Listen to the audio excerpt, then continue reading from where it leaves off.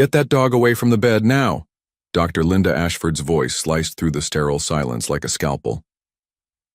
It was 2:07 a.m. in Room 6 of Dallas Children's Medical Center when chaos exploded.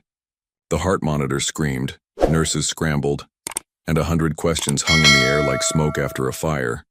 But none of that compared to the sight of the 95-pound German Shepherd, Ranger, clamping his powerful jaws onto the metal rail of the hospital bed, growling like a beast possessed.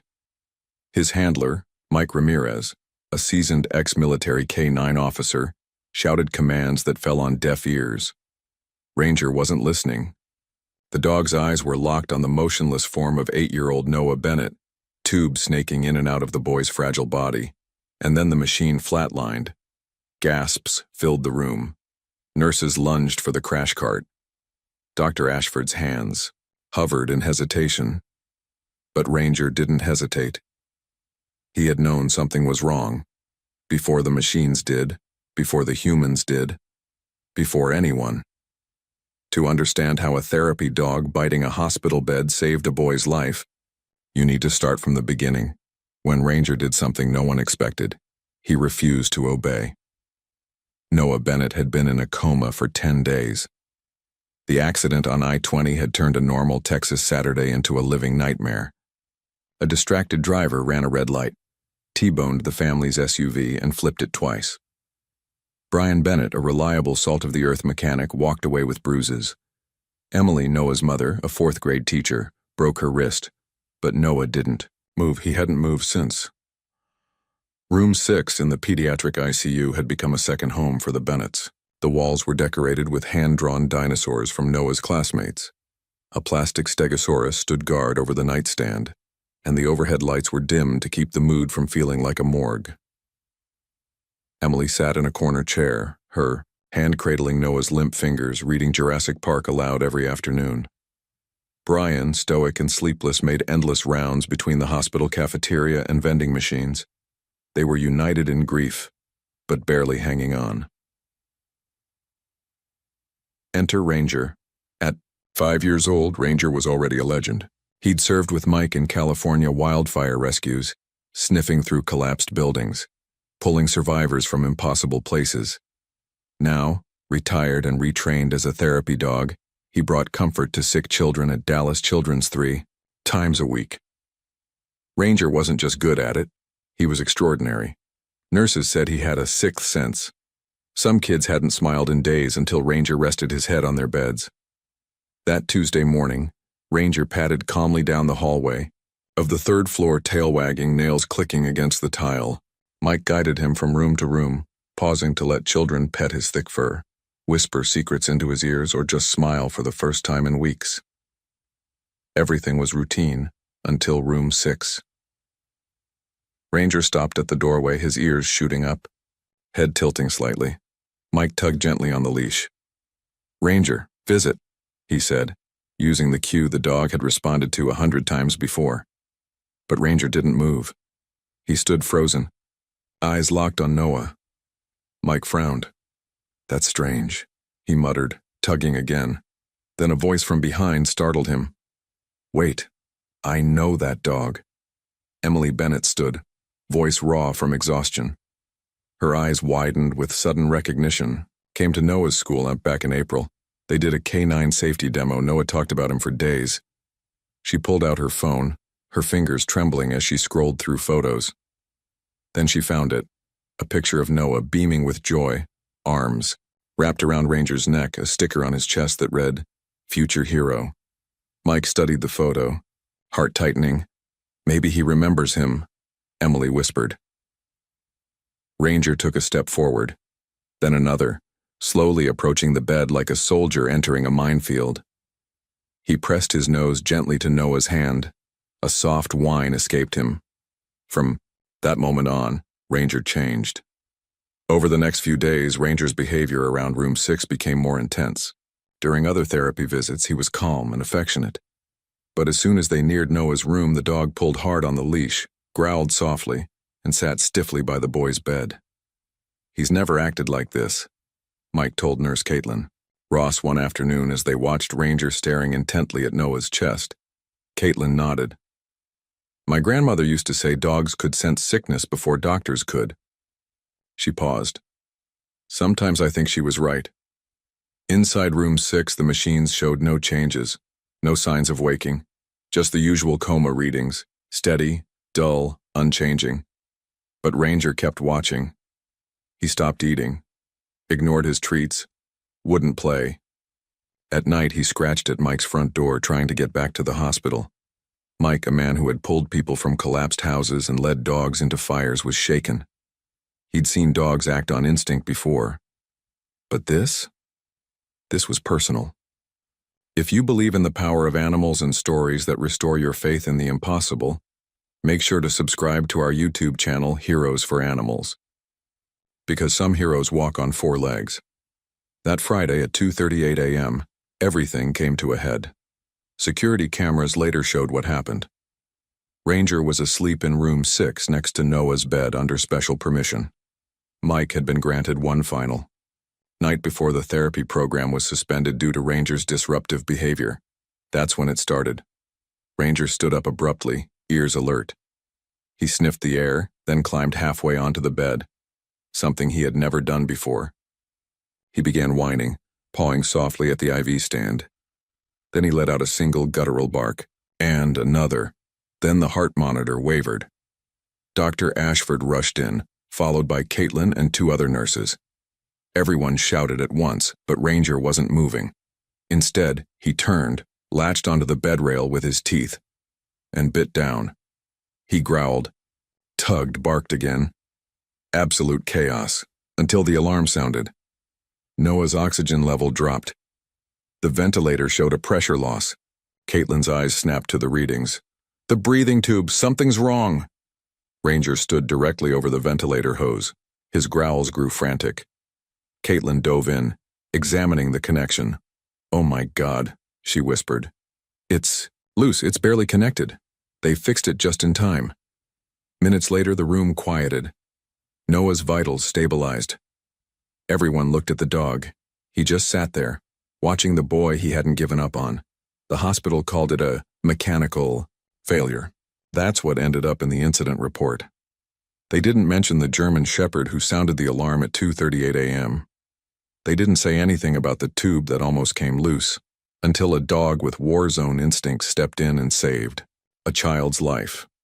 Mike Ramirez knew what he saw, and so did Emily Bennett. But by noon the next day, Ranger had been suspended from the hospital's therapy program. Mike stood in Administrator Linda Crowley's corner office on the 9th floor. The view of downtown Dallas glared behind her like judgment. I'm not here to argue, she said, adjusting the cuff of her perfectly tailored blazer. But I am responsible for every patient and staff member in this building. With respect, Mike replied, jaw tight. My dog saved a boy's life last night. Linda didn't blink. Your dog bit hospital property. He caused a disturbance in the ICU. The fact that it coincided with a medical emergency doesn't change the fact that he acted unpredictably. Mike shook his head, trying to keep his cool.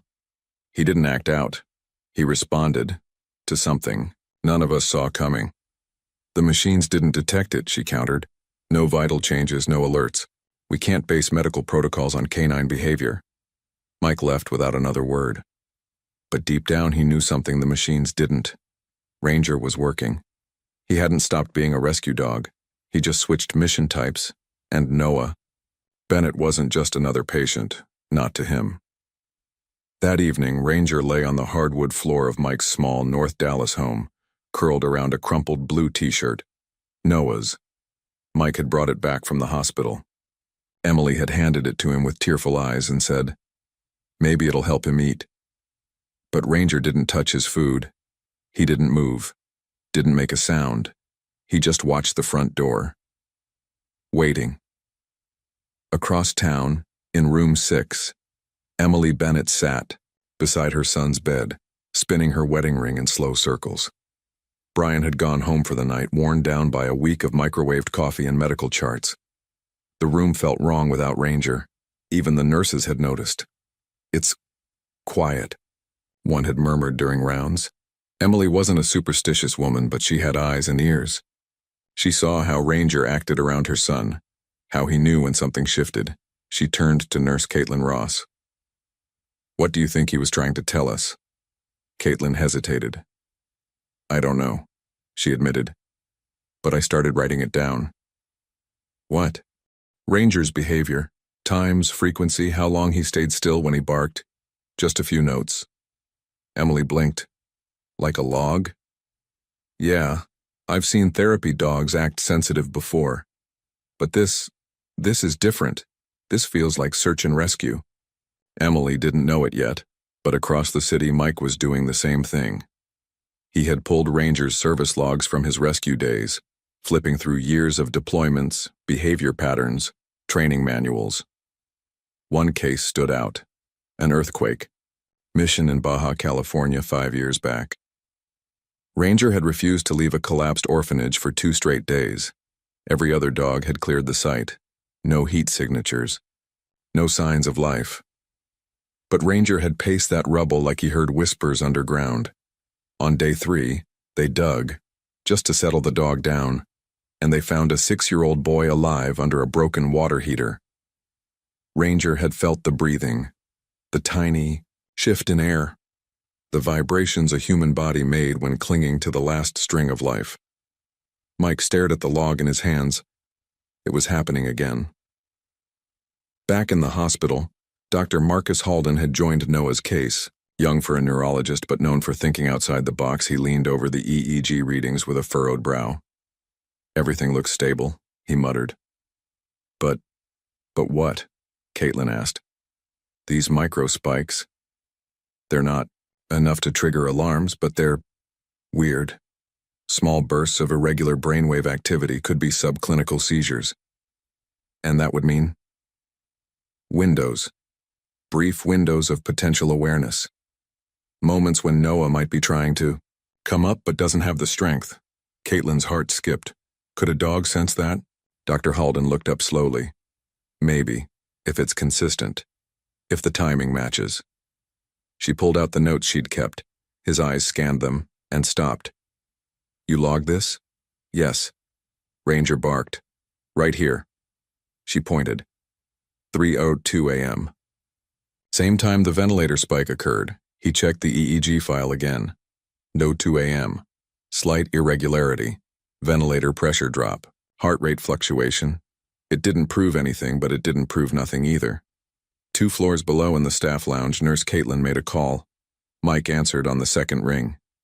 He's right, isn't he? She asked. Mike didn't. Ask who she meant. Yeah, he said quietly. He's trying to tell us something. I think you need to come back. They'll never let him in. Let me work on that, she replied. Emily stood at the garden courtyard window, staring at the sunset bleeding across the Texas sky. Ranger's t-shirt lay on the bed. She gently placed it back in Noah's hands. You miss him, don't you? Buddy, she whispered. A tear slipped down her cheek. Suddenly a voice behind her. You volunteered with SAR, right? Emily turned. Caitlin was holding a folder. Inside. Ranger's training history. Mike dropped this off, she said. He thought you'd want to see it. Emily flipped through the pages. There. Her signature. 5 years ago. Volunteer coordinator. Southwest. K9 disaster program. I helped design his early alert command, she murmured. Before I got pregnant with Noah. The irony made her knees weak. She had helped train the dog who might now save her son. That night, Mike got a text from Emily. Come back tomorrow. Bring Ranger. I'll handle the rest. At 6:45 a.m., they arrived. Administrator Crowley was waiting. Didn't smile. But she didn't stop them either. We're allowing a 1-day supervised observation, she said flatly. This does not imply endorsement. Mike nodded. Ranger didn't need her blessing. He just needed to get back to the boy. When Ranger entered room 6, his body relaxed. He padded to Noah's bedside, sniffed the air, and gently rested his head on the boy's hand. Nothing dramatic. No barking. Just presence. Emily knelt beside them both, brushing her son's hair with one hand, scratching Ranger's ear with the other. Okay, big guy, she whispered. Show us what you know. Ranger blinked slowly, nose twitching. The machines hummed. The moment passed quietly. But something had shifted. Everyone felt it. Later that evening, Mike stood with Dr. Halden in the hallway, watching the feed from the EEG monitor now linked to an overhead camera tracking Ranger's movements. "Think we'll get anything tonight?" Mike asked. The neurologist hesitated. "If the patterns hold," he said. "It'll happen around 3 a.m. Mike nodded. "Ranger'll be ready." He turned to walk away. Halden said something almost too soft to hear. "I believe he already is." The clock on the ICU wall ticked past 2:59 a.m. Outside the Dallas Children's Medical Center, storm clouds pressed low against the city. The wind howled through the alleyways like a warning. A late summer thunderstorm had rolled in with all the subtlety of a freight train, lightning flashing across the windows of room 6, illuminating 8-year-old Noah Bennett's sleeping face in pale blue bursts. Inside, the atmosphere was tense. Ranger was awake. The German Shepherd lay near the foot of Noah's hospital bed, his body rigid, nose twitching, eyes locked on the boy's chest as if he were reading a code the rest of the world couldn't see. At 3 a.m. Exactly, he stood. Nurse Caitlin Ross had just returned from her break, a steaming cup of burnt cafeteria coffee in hand when she saw it. Ranger's sudden shift from stillness to full alert. His ears perked. His posture tightened. His tail stood low but straight. "Something's happening," she said quietly. Mike Ramirez leaned forward in his chair, eyes narrowing. That's his alert stance. The EEG monitor in the corner blinked with steady lines, but Caitlin's gut told her to trust the dog. "I'm gonna check Noah," she said. As she moved toward the bed, Ranger circled to the other side and barked once, sharp and low, a sound that sent goosebumps across her arms. The room held its breath. Emily Bennett sat up in the chair beside her son's bed, eyes wide, heart hammering. "What is it?" she asked, voice hoarse from sleep. Caitlin hesitated. "Ranger's reacting. Again. Same time as before." Noah's face remained still. The heart monitor pulsed a regular beat. Oxygen saturation held at 98%. But Ranger didn't budge. He climbed slowly, carefully placing his front paws on the mattress, standing over Noah's chest. He sniffed, then whined. "Mike," Caitlin said urgently. Mike approached, ready to give a command, but Ranger turned to him, eyes intense, ears forward, and gave 2 short barks.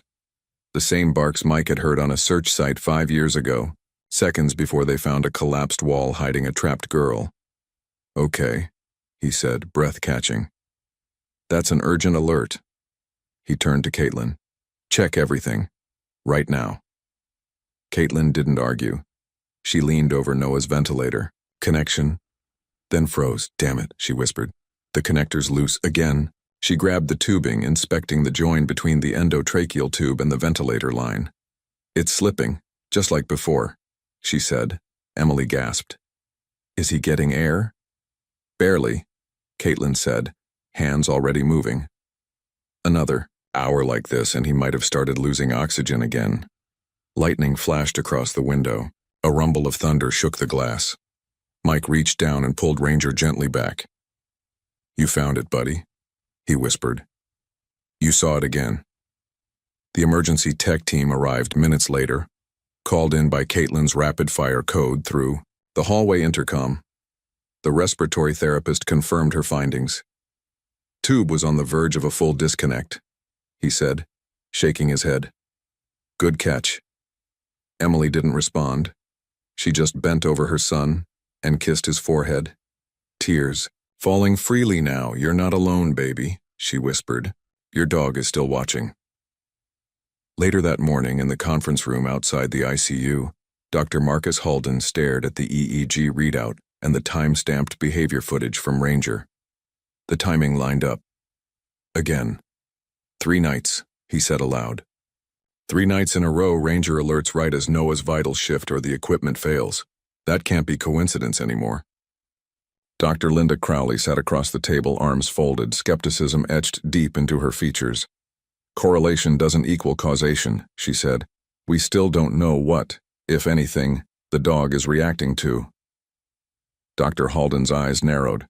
If that ventilator had slipped entirely and no one caught it, Noah could have coded. Do we really want to risk ignoring what this dog is clearly perceiving?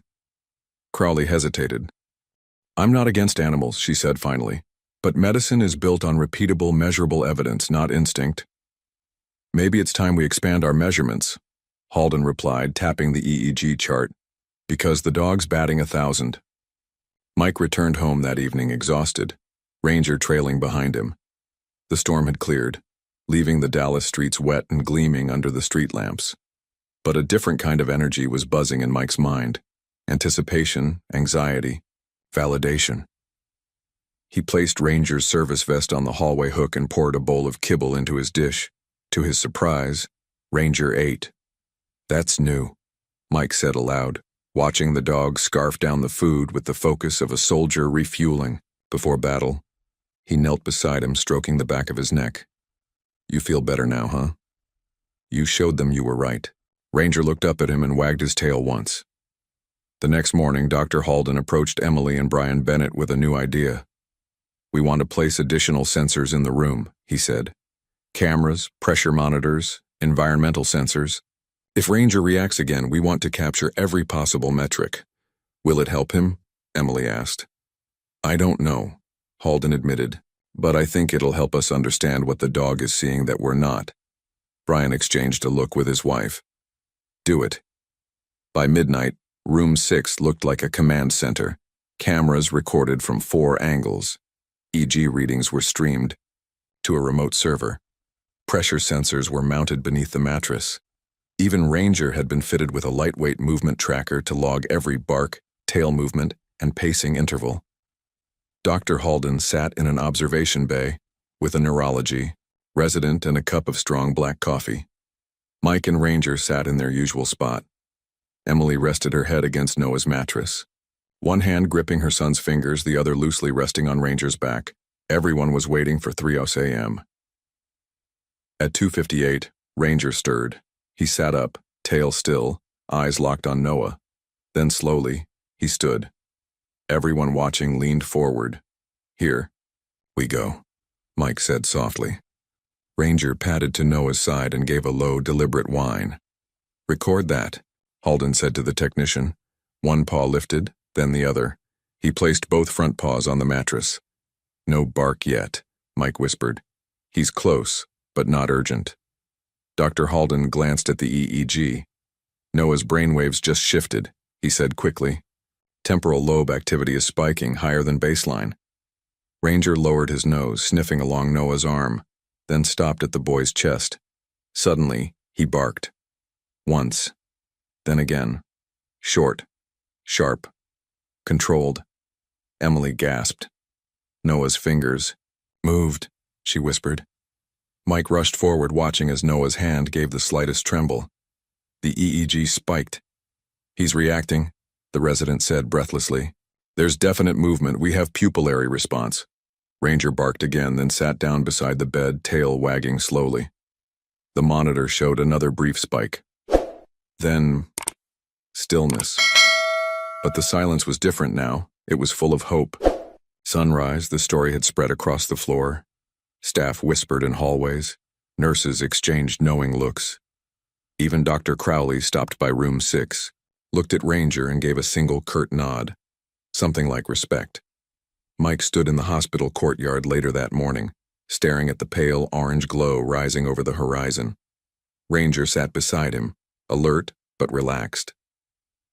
They're listening now, Mike said softly. Took 'em long enough. He looked down at his partner. But you never needed them to believe, did you? You just kept showing up. Ranger's eyes met his, unwavering, faithful, unbreakable. The knock on the Bennett family waiting room door was soft, but it shattered, the silence like a thunderclap.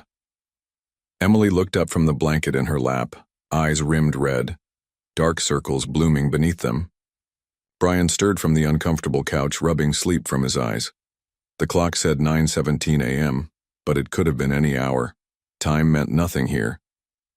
The door opened. Dr. Marcus Halden stepped in, clutching a tablet and 2 cups of coffee. We've got some things to go over, he said gently. They knew that tone, the we have to talk tone, the I know you haven't slept but here's more bad news tone. Emily's stomach sank. Down the hall in room 6, Ranger lay curled on the tile floor, head between his paws, eyes flicking toward the hallway every few minutes. Mike sat beside him, laptop open, reviewing overnight logs. Noah hadn't moved again since the previous night's tremor. The EEG spikes had dropped off after the brief episode, and yet there was a feeling in the air, like they were standing on a cliff's edge waiting for something to break. Back in the family room, Dr. Halden pulled up Noah's most recent EEG data. "You saw what happened last night," he began. "The spike, the movement, the pupillary response." Emily nodded. Brian leaned forward, elbows on his knees. "That was hopeful," Halden said. "But it also raised more questions. We need to talk about what's causing these spikes." Emily gripped her coffee cup tighter. "Go on." "We suspect subclinical seizure activity. Small, silent seizures. No outward symptoms unless you're tracking brain waves second by second. That might explain the twitching, the micro-responses.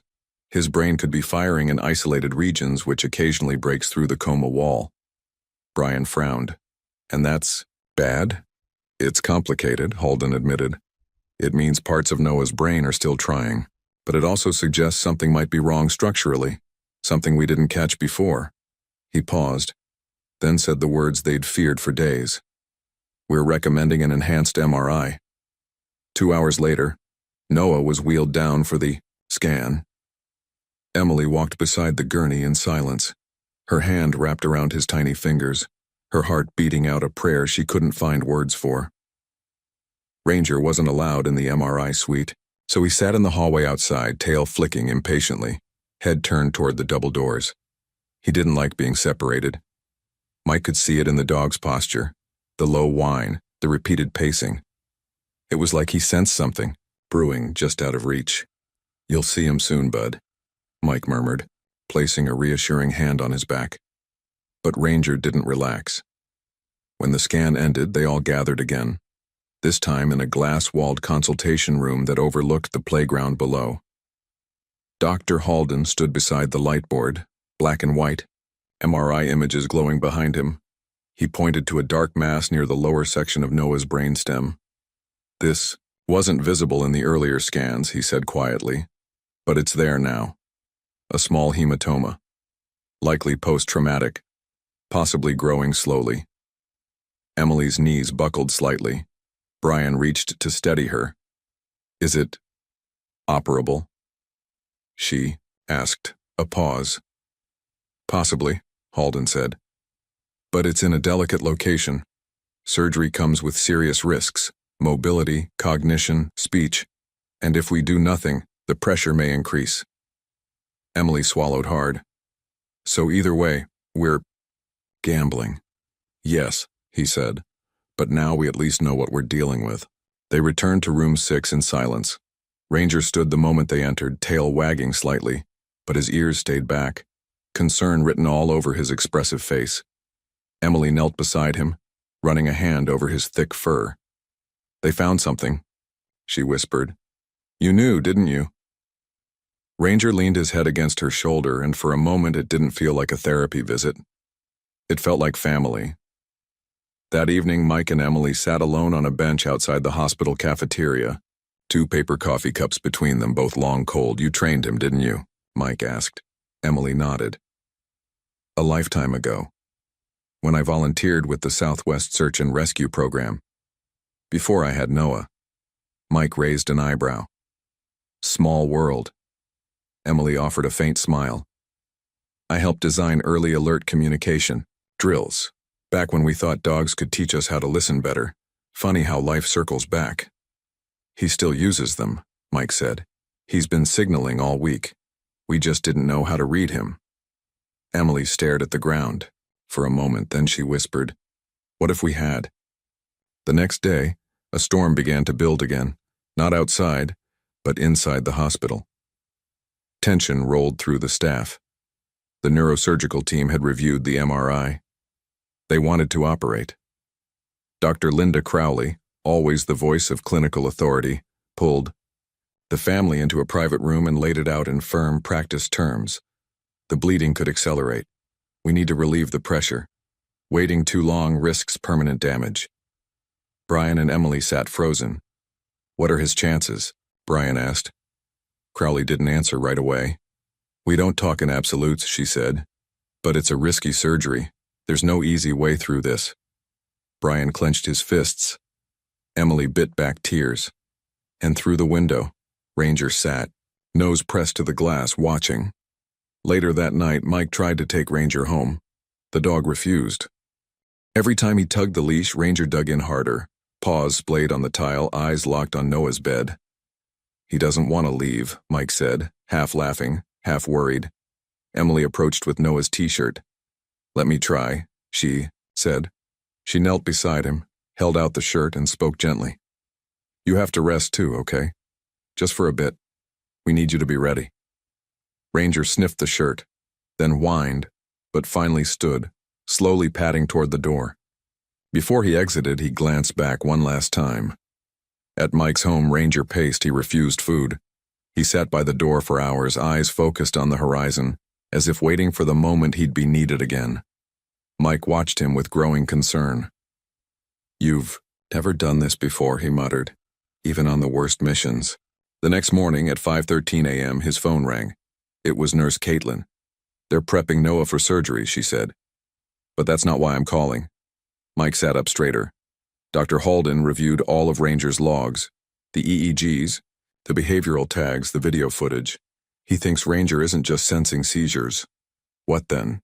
He thinks Ranger is detecting Noah's moments of near consciousness. The spikes align almost perfectly with when Ranger gets agitated. Not after, not during, but before. Mike's throat tightened. That's incredible. That's why I'm calling. Dr. Halden wants Ranger back, not just in the hospital, in the OR prep suite. Back at the hospital, as Noah was wheeled toward surgery, a small crowd of nurses and techs paused in the hallway as Ranger walked beside the gurney. Head held high, tail low and steady, like a soldier escorting a general. Emily walked on the other side, holding Noah's hand. Ranger kept glancing at the boy's face, his movements measured, his eyes alert. As they reached the OR doors, a surgical assistant held out a sterile pad. He can't come in, she said softly. Emily turned to Ranger, dropped to one knee, and whispered in his ear. Wait here. Guard this spot. You'll see him again soon. Ranger sat down immediately right outside the OR, his eyes locked on the door, unmoving. Just like he had during rescues, just like he had with trapped children, just like he was trained to do. The overhead surgical lights flickered once, then settled into their steady white hum.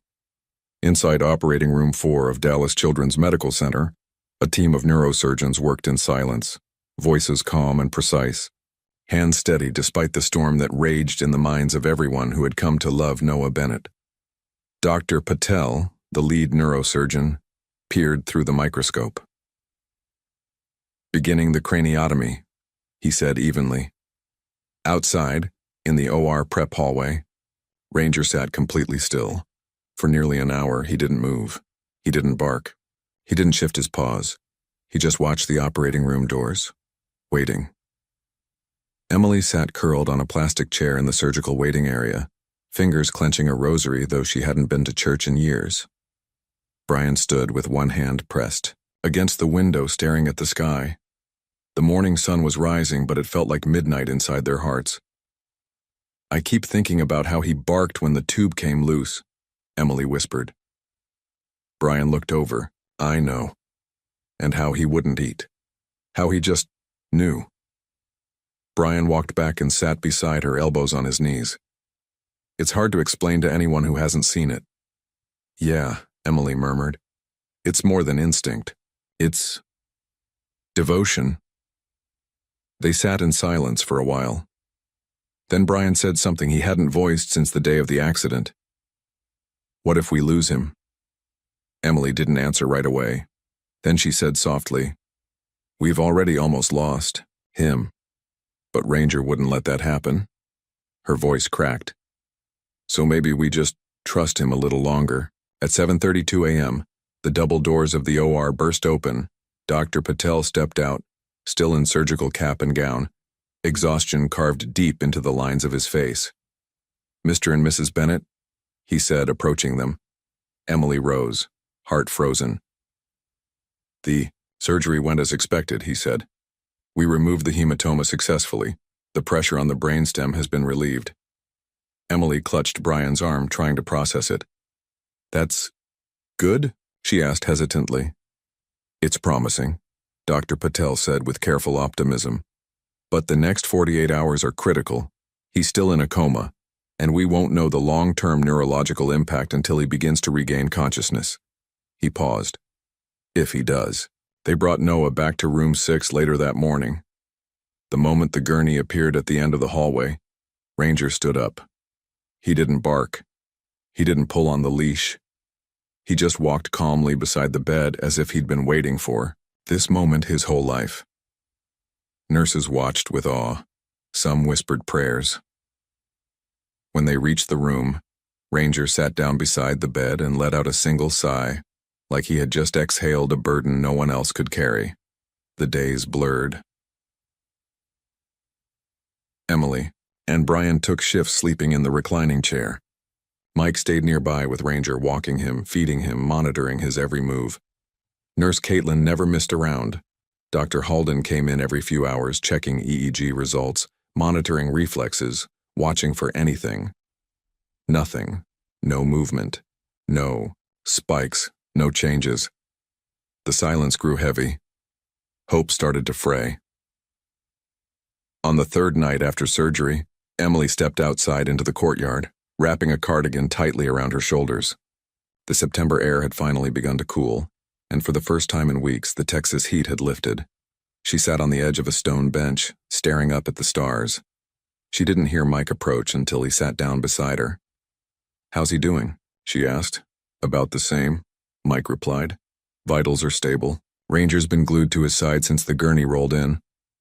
Emily nodded, eyes glistening. "Can I ask you something?" she said. "Of course." "You've worked with dogs your whole life. Rescue missions, war zones, earthquakes. What do you really think is going on with him?" Mike stared at the sky for a long time before answering. "Some dogs," he said slowly. "They're born with something extra. A deeper sense. It's not just training or smell or reflex. It's this connection. It's like they feel things we've forgotten how to feel." He turned to her. Ranger didn't pick Noah by chance. He remembered him from that school demo, sure, but this is something else. He's trying to reach him, not just protect him. Emily wiped her eyes. "I believe that," Mike added. "When we did earthquake rescues, Ranger would scratch and whine when someone was buried alive. But once they were found, he'd stop. He could tell when someone had given up, and when someone hadn't." Emily whispered, "So you think Noah hasn't given up?" Mike nodded. "Ranger hasn't, either." That night, room 6 was calm. Emily and Brian had both fallen asleep. Ranger lay beside the bed, his body still but alert. His eyes were fixed on Noah, watching every breath, every twitch, every vibration. The clock struck 3 a.m. Ranger's ears perked. He stood, and something changed. He paced once, then placed both front paws carefully on the bed's edge, peering at Noah's face. A low whine escaped him. He sniffed Noah's arm, then moved to the chest.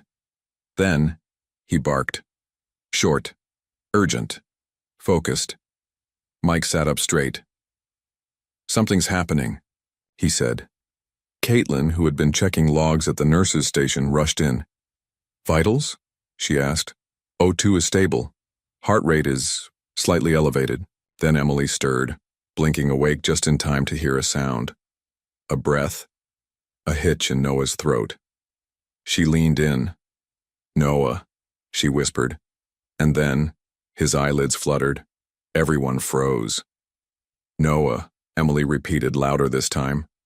A flicker. Then, his eyes opened, not wide, not clear, but open, and they moved. They tracked. They found her face. "Noah!" she cried. Brian rushed to her side, disbelief written across every line of his face. And then, Noah's lips moved. Barely a whisper. A sound without volume. But everyone heard it. Roger! The room broke. Caitlin pressed the intercom for a code white. Patient responsive after coma. Mike dropped to one knee beside Ranger, wrapping his arms around the dog's broad shoulders. You did it, buddy, he choked out. You brought him back. Ranger's tail wagged, once, then twice. Then he sat down and rested his head on Noah's mattress, eyes soft, breathing steady. Dr. Halden arrived minutes later, breathless, stethoscope swinging from his neck. He checked reflexes, asked Noah to blink, squeeze, follow a light. Minimal responses, but they were there. He's waking up, the doctor confirmed. This isn't a random twitch, he's here. Tears ran freely down Emily's face. Brian bent low and kissed Noah's forehead. Outside the room, a small crowd of staff had gathered, drawn by the code, by the whispers, by the miracle. Some had laughed at the idea that a dog could see what they couldn't. Not anymore. Hours later, as the sun rose again over the Dallas skyline, Mike sat in the courtyard with Ranger beside him. He scratched the dog's head and said, "They're gonna want to study you now? Give you a name badge, put you in a textbook." Ranger yawned. Mike smiled. "But we know the truth, don't we?" Ranger leaned into him, eyes closed, body finally at rest. For now. The sun filtered gently through the window blinds of room 6, casting long, golden lines across the floor where Ranger lay sleeping, his body curled against the side of the hospital bed, one paw resting lightly on the blanket draped over Noah Bennett. No machine screamed, no alarms flashed, just the soft, steady beeping of a heart monitor and the rhythmic sound of a child breathing on his own. After 18 days in a coma, Noah was awake. The recovery wasn't cinematic. There were no dramatic leaps from bed, no sudden full sentences or tearful "I love you, Mom." Progress came slowly, like a sunrise inching over the edge of the earth. Noah blinked, tracked movement, gripped his mother's finger, tried to speak. He'd whisper a syllable, then sleep for hours. But every time he opened his eyes, they looked for one thing. Ranger. Doctors rotated in and out of room 6 like clockwork. Specialists, therapists, neurosurgeons, each bringing cautious optimism, wrapped in clinical language. He's showing consistent neural activity. Motor responses remain intact. Language centers may be temporarily delayed, but none of them could explain why the boy's eyes followed a dog more closely than any screen or sensor. Ranger wasn't just a comfort animal anymore. He was something else. By the end of the first week post-surgery, Noah could speak a little. Simple words. Yes. No. Mom. Dad. And one name, Ranger, which he said more clearly than any other. In the hallway outside, Dr. Marcus Halden gave a press briefing, flanked by hospital administrators, including a newly humbled Dr. Linda Crowley. "We don't yet understand all the science behind what happened here," Halden told the cameras, "but what we do understand is this. Ranger, a trained search and rescue dog turned therapy animal, consistently identified changes in Noah Bennett's condition before our machines could." He glanced at Ranger, who sat calmly at Mike's side wearing his service vest and a new collar tag, engraved with one word, Guardian. "We plan to study this connection further," Halden continued. "And we encourage the medical community to reconsider how animal perception can complement our current diagnostics. Because sometimes," he paused, "the heart knows what data doesn't." The next day, the hospital renamed the pediatric Courtyard Ranger's Garden. In the weeks that followed, Noah's recovery became something of a local legend. A therapy dog that had refused to leave. A boy who had defied the odds. A family that had nearly fallen apart, only to be knit together, again by pause and patience. Emily and Brian walked the halls hand in hand now, no longer silent strangers passing in grief. They had rediscovered each other somewhere in the quiet moments of waiting and watching their son come back. And always, just behind them, was Ranger. One afternoon, as Noah sat in a wheelchair watching squirrels in Ranger's garden, he turned to his mom. Did he really wait the whole time? Emily knelt beside him. Every second, Noah looked at Ranger. The German shepherd, as if understanding the moment, stood up and placed his head gently in the boy's lap. Noah laughed, light and musical and entirely alive. "Good boy," he whispered, stroking the dog's ears. "Best boy ever." Mike Ramirez knew it was almost time to say goodbye. Ranger had been cleared to return to therapy work. Dozens of families were requesting sessions. His story had gone viral. Kids in other wards made signs with paw prints and messages, like, "We love you, Ranger." But Mike also knew something else. Ranger was getting older. Not in body. He was still strong and focused, but in spirit. He had found something in Noah that went deeper than any mission. A bond. A calling. One crisp October morning, Mike stood beside Emily and Brian just outside the hospital chapel. "I've been thinking," he said, clearing his throat, "about what comes next." Emily raised an eyebrow. Mike reached down and scratched behind Ranger's ear. "He's done his duty, more than any dog I've ever handled. But lately, I think he's telling me he wants to stay." Brian blinked. "You mean, I want to offer you the chance to adopt him," Mike said, "if you're open to it." Emily covered her mouth, tears springing instantly to her eyes. "You'd do that?" Mike smiled. "He chose you. I'm just honoring the decision." Noah, seated in his chair beside them, whispered, "He already lives here in my heart."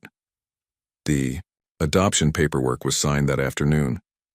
Ranger got a new tag and a new bed, right at the foot of Noah's. The night Ranger came home, Noah was able to climb into bed without help for the first time. He looked over at the dog curled on the rug beside him and whispered, "You saved me, huh?" Ranger lifted his head, ears flicking forward. Noah smiled. "I'm gonna be just like you one day." And with that, he drifted off to sleep, safe, warm, and watched over. A month later, the story aired nationally. The segment ran on morning news shows and talk programs across the country. The dog who wouldn't leave, clips of Ranger beside, the hospital bed, interviews with Dr. Halden and Nurse Caitlin. A shot of Noah running across the grass, Ranger bounding beside him, tail wagging like a metronome of joy. The final quote came from Emily.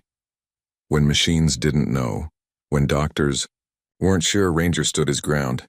He reminded us that love doesn't wait for permission, it just stays." Back in Ranger's garden, a small bronze plaque was installed beside the shaded bench where Noah and Ranger often sat together. It read, "For the dog who waited, and the boy who came back." Now, if you visit the hospital, you might see them. Noah, still growing stronger, and Ranger, now semi-retired, lying in the sun as if he owns the place, which in a way he does. And when kids walk by and ask, "Is that the dog from the story?" Noah just nods and says, "Yeah, that's him." And then he adds with a grin, "He's my dog now." Thank you so much for following Ranger and Noah's story. We hope it moved you as much as it moved us. Now we'd love to hear from you. Have you ever known a dog or any animal that seemed to understand more than you expected? Do you believe animals can sense things we can't? Let us know in the comments.